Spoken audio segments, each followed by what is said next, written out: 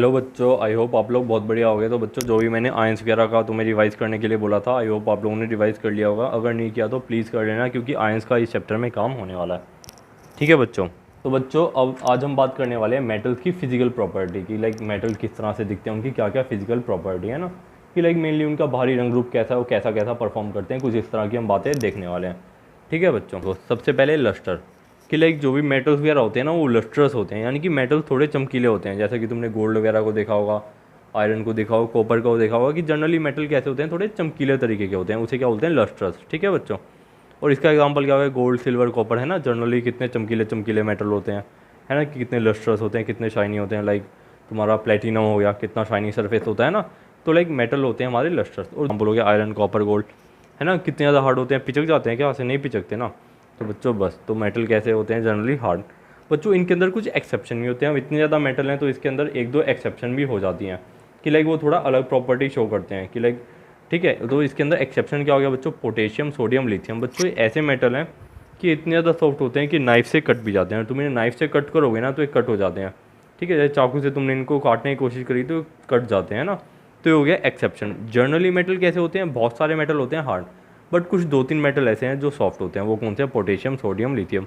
बच्चों, ये इंपॉर्टेंट है। क्यों? क्योंकि ऐसे जो एक्सेप्शन वाले मेटल, नॉन मेटल होते हैं ना, वो जनरली पेपर में पूछे जाते हैं।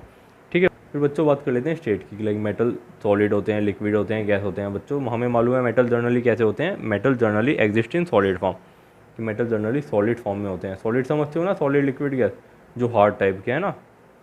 ठीक है। और बच्चों, इसके अंदर भी एक एक्सेप्शन है इन मेटल के अंदर। वो क्या है? मरकरी, जो थर्मोमीटर में यूज़ होता है ना। थर्मोमीटर देखते होगे जो पहले आते थे, उनका मरकरी ऊपर चढ़ जाता है। बच्चों, मरकरी होता है लिक्विड फॉर्म में। मरकरी क्या है? एक मेटल।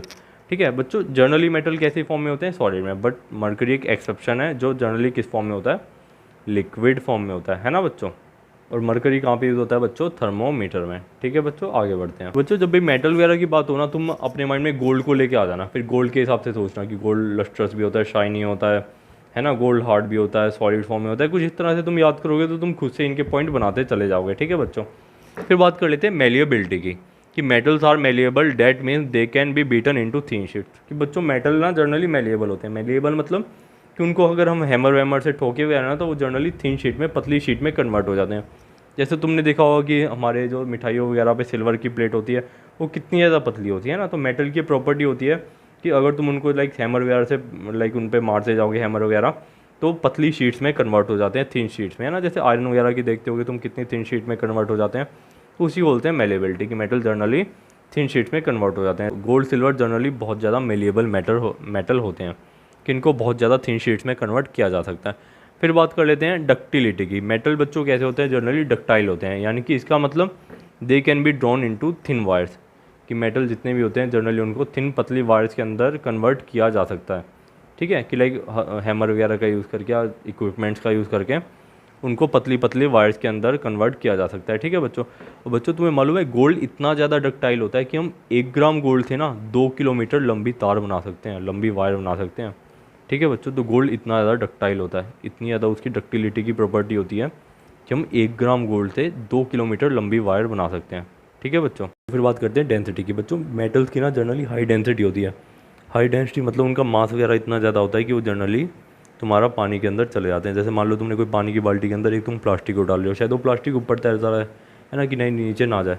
अब मान लो तुमने उसके अंदर आयरन डाल दिया। आयरन एक मेटल है, वो जनरली नीचे चला जाएगा। क्यों? क्योंकि उसकी डेंसिटी काफ़ी ज़्यादा हाई है। और बच्चों, दूसरी बात कि मेटल जितने भी होते हैं उनका बहुत ज़्यादा मेल्टिंग पॉइंट होता है, यानी कि उनका मेल्ट होने का टेम्परेचर बहुत ज़्यादा होता है। मान लो बच्चों, तुम आयरन को पिघलाना चाह रहे हो, आयरन को मेल्ट करना चाह रहे हो, तो बहुत ज़्यादा टेम्परेचर देना पड़ेगा ना, मोर देन 1000, है ना। तो जनरली मेटल्स वगैरह का जनरली हाई मेल्टिंग पॉइंट होता है, कि उनको मेल्ट करने के लिए बहुत ही ज़्यादा टेम्परेचर देना पड़ता है।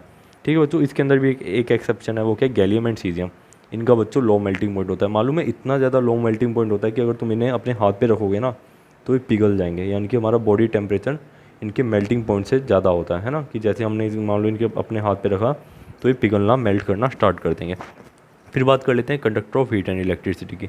बच्चों, मेटल जो होते हैं ना जनरली वो good conductor of heat and electricity होते हैं, कि लाइक वो अपने में से ईजिली हीट और करंट को पास होने देते हैं। ठीक है। जो सिल्वर और कॉपर है जनरली बच्चों, वो बहुत अच्छे बेस्ट कंडक्टर हैं हीट और इलेक्ट्रिसिटी के, यानी कि वो अपने में से बहुत ईजिली और बहुत अच्छे से करंट और हीट को पास होने देते हैं। ठीक है बच्चों। और बच्चों लीड और मरकरी ये poor conductor of heat and electricity होते हैं कि लाइक अपने में से हीट और इलेक्ट्रिसिटी को पास तो करने देते हैं बट थोड़ी कम अमाउंट में, कि लाइक बाकी मेटल के मुकाबले ये थोड़ा सा अपने में से कम हीट और इलेक्ट्रिसिटी को पास होने देते हैं। तो जनरली ये पुअर कंडक्टर ऑफ इलेक्ट्रिसिटी और हीट होते हैं कंपेरेटिवली टू अदर्स। फिर बात कर लेते हैं सोनोरस की। बच्चों मेटल की मालूम है क्या प्रॉपर्टी होती है कि लाइक मेटल को जब भी तुम किसी स्ट्रॉन्ग या हार्ड मटेरियल से तुम उन पे मारोगे तो जनरली वो आवाज़ प्रोड्यूस करते हैं। जैसे मंदिर के अंदर घंटी वगैरह होती है ना, जैसे तुम बजाते हो तो इतनी तेज़ आवाज़ आती है टन की, है ना।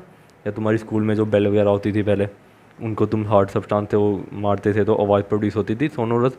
तो इसका मतलब metals are sonorous, that means they produce sound when strike with a hard substance. कि लाइक मेटल सोनोरस होते हैं कि जब भी उन्हें किसी हार्ड सब्सटेंस से मारो तो आवाज़ प्रोड्यूस करते हैं। ठीक है बच्चों, फिर बात कर लेते हैं ऑक्साइड की। बच्चों मेटल की जितनी भी ऑक्साइड होती है ना जनरली वो बेसिक होती है नेचर में, यानी कि जब भी तुम मेटल और ऑक्सीजन को मिलाओगे हमें मिलेगा मेटल ऑक्साइड। और मेटल ऑक्साइड का जनरली बच्चों कैसा नेचर होता है, बेसिक। यानी कि जब भी तुम उन्हें pH में अगर चेक करोगे तो उनका pH जनरली 7 से ज़्यादा आता है। तो ठीक है बच्चों, हमने एसिड बेस चैप्टर में भी देखा था कि MB से हमने याद करा था कि मेटल ऑक्साइड कैसी होती हैं, बेसिक होती हैं। ठीक है बच्चों, बहुत बड़ी। फिर बात कर लेते हैं बच्चों इलेक्ट्रो पॉजिटिव नेचर की। यानी कि बच्चों मेटल जो होते हैं ना जनरली उनका नेचर कैसा होता है, इलेक्ट्रॉन को डोनेट करने का। वो इतने ज़्यादा दानी होते हैं कि वो हमेशा अपने में से इलेक्ट्रॉन को डोनेट करना चाहते हैं। ठीक है, अपने में से बच्चों मेटल क्या करते हैं, जनरली इलेक्ट्रॉन को डोनेट करते हैं, पॉजिटिव एक आयन फॉर्म करते हैं, यानी कि कैटायन फॉर्म करते हैं ना। कि जनरली मेटल की हैबिट होती है कि वो जनरली चाहते हैं कैटायन फॉर्म करें। ठीक है, कैटायन या फिर पॉजिटिव आयन। इसलिए मेटल्स को क्या बोलते हैं कि उनका नेचर कैसा होता है, इलेक्ट्रो पॉजिटिव। यानी कि उनकी टेंडेंसी होती है कि वो अपने में से इलेक्ट्रॉन को हमेशा डोनेट करते रहें। ठीक है, इतना वो चाहत रखते हैं अपने के अंदर कि वो अपने में से इलेक्ट्रॉन को डोनेट करें। ठीक है, फिर हम बात कर लेते हैं एग्जांपल ऑफ मेटल्स की। कि बच्चों एग्जांपल है मेटल के, तुम अपने कुछ भी डेली लाइफ के भी लिख सकते हो।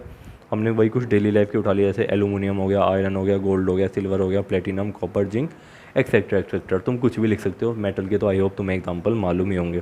ठीक है बच्चों, इसी के साथ हमारा मेटल वाला पार्ट खत्म होता है। ये तुम ऑलरेडी 8th वगैरह में पढ़ चुके होगे। और किसी भी तरह का कोई भी डाउट होता है तो आप लोग प्लीज़ पूछ लेना। ठीक है बच्चों, thank you so much, see you in next lecture.